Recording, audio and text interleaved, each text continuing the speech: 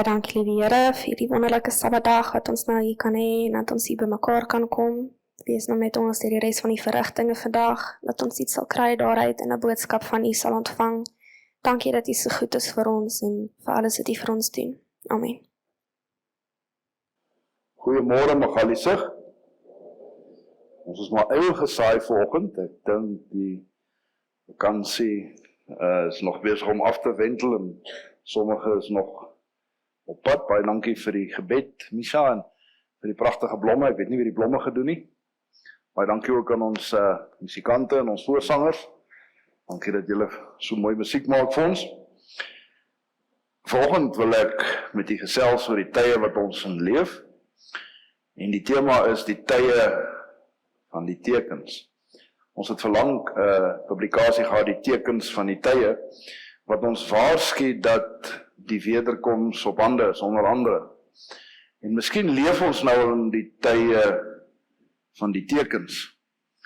En ek wil eers net met u deel, die Wêreldkerk het elke 5 jaar 'n slagspreuk wat hulle gebruik om mense se aandag te fokus wêreldwyd op dit wat belangrik is. Vir die eerste keer het die Wêreldkerk dieselfde slagspreuk vir die volgende 5 jaar gestem, en dit is ek sal gaan. Maar as 'n subtema daartoe is daar 'n gedagte wat as volg lei, wat die nuwe wêreldkonferensie president geïnisieer het. Gegrond op die woord, gefokus op die sending. En dis eintlik baie eenvoudig. Wanneer ons gegrond is in die woord van God, sal ons gefokus wees op die sending. En soms is daar baie geraas in ons lewens wat ons aandag wegneem van ons roeping, die eenvoud van ons roeping. En dit is in kort waaroor ek vandag wil gesels. So die afgelope tyd is baie mense se aandag nou van die Midde-Ooste af weer na Amerika. En die rol wat Amerika speel, en die tweede dier van Openbaring, die een wat uit die aarde uit opkom, dit word nogal akkuraat vervul, want hy praat soos 'n lam, sê mooi dinge, maar hy tree op soos 'n draak. En is eintlik 'n baie akkurate vervulling as 'n mens daarna kyk. Maar ek dink daar is 'n uitdaging, want somtyds, en dis menslike natuur, soek ons na die sensasionele en ons mis waaroor dit eintlik gaan. En ek het gesien hoe baie mense inligting rondstuur oor die maanlanding of die aarde plat is, COVID en die vaksinering, die oorlog, die miskien teologiese goed soos die drie-eenheid en die heilige name van God en die feeste en dinge wat miskien relevant is, maar baie klein rol speel. En ek dink die uitdaging is dat baie van hierdie dinge is miskien waar, sommige nie, want veral met kunsmatige intelligensie is dit baie moeilik om nou daar te evalueer wat waarheid is en wat nie. En alhoewel van hierdie goed moontlik waar kan wees, is dit nie die waarheid nie. Daar is 'n onderskeid tussen iets wat waar is en die waarheid. En wanneer ons aandag gerig is op die verkeerde goed, dan verkondig ons nie die evangelie soos ons moet nie.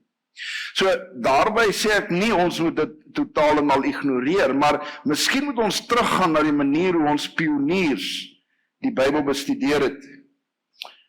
Daniël 12 vers 4 sê dat kennis sal vermeerder. Baie sal dit deursoek. En daardie kennis wat vermeerder wil ons soms van toepassing maak op tegnologie, lugvaart en reis, op rekenaars in ons terme vandag op baie dinge wat gebeur, maar die konteks daarvan in die oorspronklike skryf, in die profetiese raamwerk, was profetiese kennis wat vermeerder het. Miskien gekoppel aan wêreldkennis en inligting wat vinnig beskikbaar was. En ons pioniers het gefokus op die skrif, hulle was gegrond in die woord. Hulle het die Bybel bestudeer. En wanneer hulle klaar die Bybel bestudeer het, het hulle opgekyk na die wêreld om hulle. En dan het alles sin gemaak, in terme van die profetiese raamwerk wat die Bybel gee. Ek dink vandag maak ons 'n fout dat ons kyk na die wêreld om ons, na die media, na dit wat gebeur. En dan probeer ons dit terugbring na die skrif en inpas in die skrif, somtyds in plekke waar dit nie hoort nie. En ons probeer die Bybel laat aanpas by dit wat in die wêreld gebeur. Selfs binne die kerk het ek al gesien dat van ons kerklede dit doen. Daar is van die kerklede wat begin byt aan futuristiese gedagtes. Miskien het jy al gesien dat mense praat oor die 3de tempel wat gebou gaan word en die konflik in die Midde-Ooste. As jy daarin glo, volg jy die anti-kris.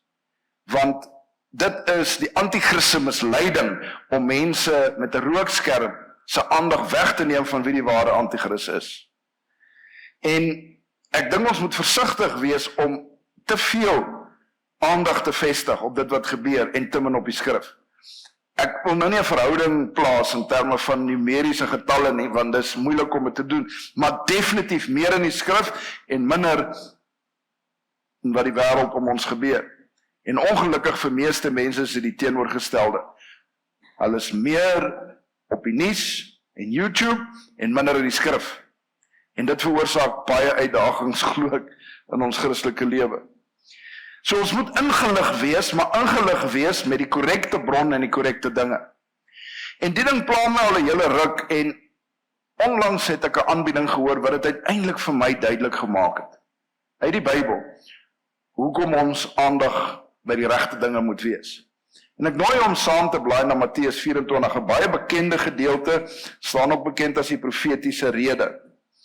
En hierdie het vir my duidelik geword toe ek hierdie eerste paar verse bestudeer het. So kom ons gaan deur dit en probeer saam my verstaan wat die Here hier vir sy disippels en vir ons sê. En Jesus het uitgegaan van die tempel vertrek, en sy disippels het nader gekom om die geboue van die tempel te wys. So, hulle wys hom hierdie pragtige tempel, die trots, volkstrots. En miskien het hulle te veel aandag opgeplaas op die eksterne dinge, want hierdie was waarlik 'n pragtige gebou. En in hulle trots kyk hulle daarna, want dit gaan vir ewig hou, en God het vir hulle hierdie tempel gegee. En Jesus kom in vers 2 met 'n kommentaar wat nie lekker in hulle harte gesit het, want hy sê vir hulle, sien julle al hierdie dinge? Voorwaar ek sê vir julle, daar sal hier sekerlik nie een klip op die ander gelaat word, wat nie afgebreek sal word. So, Jesus sê, hierdie trots, hierdie mooi tempel, hierdie hoogtepunt van julle godsdienstige aanbidding gaan vernietig word. En hulle verstaan dit nie. Hoe is dit moontlik? Hy bestaan al so lank, dit is so mooi, hulle is wel onder die druk van die Romeine, maar dit gaan tog vir ewig hou. En 'n rukkie daarna loop die disippels met hierdie kommentaar van Jesus in hulle hart, en in vers 3, toe hy op die Olyfberg gaan sit het, kom die disippels alleen na hom toe, en sê, en nou vra hulle vir Jesus 3 vrae. Vertel ons, wanneer sal hierdie dinge wees? Nommer 1. En vraag 2 en 3 is gekoppel. Wat is die teken van die koms en van die volëinding van die wêreld? So, wat is die teken van die koms en wat is die teken van die volëinding van die wêreld? Onthou op hierdie stadium weet hulle dat Jesus gaan weg en gaan weer terugkeer. Hulle verstaan nie al die besonderhede nie, want hulle verstaan nog nie die kruisdood en die opstanding mooi nie, maar Jesus het dit al vir hulle gesê voorheen. So, hulle verwag dat dit gaan gebeur in hulle leeftyd. Jesus gaan weg vir 'n ruk en dan kom hy weer terug. En hulle koppel dit ook aan die einde van die wêreld. Nou, met ons perspektief kyk ons terug en ons sien dat dit 2 verskillende gebeurtenisse is. Want Jesus het weggegaan, maar hy het nie dadelik teruggekom nie. Maar die terugkeer is gekoppel aan die einde van die wêreld. Dit is so. So, wanneer gaan die dinge gebeur? Wat is die teken van die koms? Wat is die teken van die volëinding van die wêreld? En Jesus antwoord hulle nou, maar onthou die vraag in hulle gemoed gaan nog steeds oor vers 1 en 2, die tempel. So wanneer hy hulle antwoord, verwys hy na die val van Jerusalem in die tempel, maar dit word 'n tipe van die einde van tyd, wanneer Jesus terugkeer ook. En die twee is so half vir mekaar gevleg. 'n Mens kry baie keer hierdie dubbelprofeseë waar een ding verwys na twee verskillende tydperke, byvoorbeeld die 7 gemeentes in die boek Openbaring. En Jesus se initiële antwoord is baie insiggewend, want in vers 4, 5 en 11, 2 keer sê hy die volgende. Kom ons lees die 3 verse. En Jesus antwoord en sê vir hulle, pas op dat niemand julle mislei nie, want baie sal onder my naam kom en sê, ek is die Christus, en hulle sal baie mense mislei. Vers 11, en baie valse profete sal opstaan en baie mense mislei. So, die eerste reaksie wat Jesus het oor hoe die eindtyd gaan wees, is oppas vir misleiding. En hy sê dit eintlik 3 keer, in daai eerste 2 verse en dan in vers 11 weer. En miskien is dit insiggewend vir ons, want is dit moontlik dat ons as beleidende Christene ook mislei kan word? En die antwoord is ja. Want dis die hele doel en aard van misleiding, is dat as jy mislei is, weet jy dit nie. Want as jy mislei is, dan, en jy weet dit, dan gaan jy mos dit nie meer doen nie, en dan is dit nie meer misleiding. So ons lees baie keer hierdie verse om op te pas vir misleiding, en ons sê, ander mense moet oppas, dat hulle nie mislei word nie. Maar kan dit miskien 'n bietjie meer persoonlik wees? Dat daar 'n kans is dat ons mislei kan word? Nou, God het 'n plan vir ons lewens. Glo jy dit? Dat God 'n plan het vir die lewe? Die tweede vraag sit miskien nie so lekker nie. Glo jy die duiwel het 'n plan vir die lewe? Ja, dis die moeiliker een.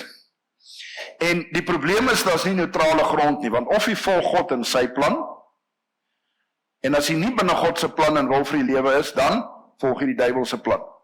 En die duiwel se plan is om jy te lei tot absolute vernietiging. God se plan om jy te lei tot verlossing. En eintlik is daar nie 'n middeweg nie. Mense kan sê jy's so neutrale, jy's nie vir die duiwel nie, maar jy's ook nie heeltemal toegewyd nie, dan is jy vir die duiwel. En onthou dit, want sodra jy self onttrek uit God se plan vir die lewe, dan doen jy die vyand se werk, en dan volg jy sy plan vir sy lewe. En die ironie is dat sy plan vir ons lewe is nie noodwendig nou, dat dit met ons baie sleg moet gaan nie. Hy het ook die einddoel in sig. So die duiwel sal, as hy binne sy wil leef, of mense binne sy leef, partykeer hy seën met goeie dinge, as hy weet dat dit wat hy doen, die aandag van God al wil wegneem. Dis al wat hy wil hê, dat hy nie fokus op God, dat hy nie 'n verhouding met God het. En welvaart kan partykeer 'n seëning van God wees, maar dit kan ook die duiwel se manier wees om die aandag op homself te fokus. En ons leef in 'n baie sekulêre omgewing waar mense nie eintlik 'n belangstelling in God het nie. En wat ook al dit is, solank jy nie 'n verhouding met God is, dan is jy reeds besig daarmee. So, ons dink baie keer aan die duiwel se plan net as die lelike goed. Dis die einddoel. Maar die pad soontoe kan baie keer 'n baie mooi pad wees. En dis deel van daardie misleiding. Natuurlik is dit gekoppel aan tekens en wonders ook. Want as 'n mens lees oor die 10 plaae en ander verse, is dit duidelik dat die duiwel kan nog tekens en wonders doen. En hy doen dit om mense te mislei. So tekens en wonders is nie 'n bewys dat God teenwoordig is. En dus gaan daar 'n tyd in hierdie wêreldse geskiedenis kom wanneer ons gaan moet fokus weer gegrond wees in die woord. Want ons gaan tekens en wonders sien wat in konflik met die woord van God is. En ons gaan vir onsself sê, maar dit kan nie waar wees nie. Want kyk, ek sien hierdie ding, en ek verwys na voorbeelde wat ek voorheen al genoem het, iemand wat uit die dood uit opstaan, in aanhalingstekens. Dis nie regtig dit nie, dis Satan se demone wat ons mislei, of die wegraping wat plaasvind. Weer, die duiwel is 'n bose engele wat dit namaak. Dinge wat sigbaar is. Ek weet nie hoe daai misleiding gaan wees nie. Ek gebruik dit net as 2 voorbeelde. En ek sê nie eers die duiwel wat mense wil mislei nie. Maar dit gaan so erg wees. Jy gaan dinge sien wat so eg lyk, dat jy gaan vir jouself sê, miskien het ek 'n fout gemaak in die Bybel te verstaan. Maar as jy gefundeerd is in die Bybel, gaan dit nie pla nie. So, dis hoekom die woord van God, ons moet gegrond wees in die woord. So, Jesus se eerste waarskuwing, oppas vir misleiding, baie insiggewend. Maar nou kom ons by die belangrike deel. In vers 6 sê hy, en julle sal hoor van oorloë en gerugte van oorloë. Begin van vers 7, want die een nasie sal teen die ander opstaan en die een koninkryk teenoor die ander. Dit voel soos vandag. Voel of hy dit geskryf het vir ons tyd. En vir die eerste keer is die gevolge daarvan, behalwe vir die twee wêreldoorloë, Eerste en die Tweede Wêreldoorlog, wêreldwyd. Want die oliepryse is wêreldwyd op en wêreldwyd betaal ons meer vir diesel en petrol. En ek jammer, ek bederf nou julle Sabbat om net weer te dink aan, maar die gevolge daarvan is erg. En ons weet nie wat die toekoms inhou. Miskien gaan ons oor 3 maande terugkyk na vandag en sê, dit was nou die goeie ou dae toe ons R30 'n liter vir diesel betaal. Ek hoop nie so nie, maar dis moontlik. Ons weet nie. Maar die punt is, dit het 'n wêreldwye effek, die omvang van die huidige oorlog. En maar hier in vers 6 is wat ek eintlik by wil uitkom. Julle sal hoor van oorlog en gerugte van oorlog. Pas op, moenie verskrik word nie, want alles moet nog plaasvind. Nou, maar dit is nog nie die einde nie. Maar dit is nog nie die einde nie. Nou hierdie frase kom 3 keer voor in hierdie gedeelte. Die ander so 'n bietjie geïmpliseer, soos ons sal sien. So wanneer ons fokus is op hierdie teken, sê die Here, dis nie die einde nie. Verlang het ek dit direk gekoppel aan die tyd van die einde, maar dis nie die einde nie. Dit dui aan die einde is naby, maar dis nie die einde nie. Kom ons gaan aan. Ons het net nou gelees oor die oorlog. Dan in vers 7 sê hy, daar sal hongersnode wees en pestsiektes en aardbewings op verskillende plekke. Maar al hierdie dinge is die begin van smarte. So hier is die gedeelte wat by implikasie sê, dis nie die einde nie. Hy sê, want al hierdie dinge is die begin van smarte. Soos dit die begin is dit nie die einde nie. So, dis nie so direk soos die in vers 6 nie, maar dit kom duidelik hier na vore, dis nie die einde nie. Selfs hongersnode, aardbewings, pestsiektes, dis nie die einde nie. Dan in vers 9 is daar so 'n bietjie verskywing. Dan sal hulle aan verdrukking oorgegee word en julle doodmaak. Julle sal deur die nasies gehaat word terwille van my naam. So vers 9 praat van verdrukking en martelaarskap wat gaan plaasvind, vers 10. En dan sal baie tot struikel gebring word en mekaar verraai en mekaar haat, verraad en haat en interne striweling, as 'n mens dit so kan noem. Vers 11 het ons nou reeds gelees, baie profete, vers 12. En omdat die ongeregtigheid vermeerder word, sal die liefde van baie mense verkoel. So, die ongeregtigheid raak al hoe meer en meer, die liefde raak al hoe minder en minder. Omdat die ongeregtigheid meer raak, raak die liefde minder.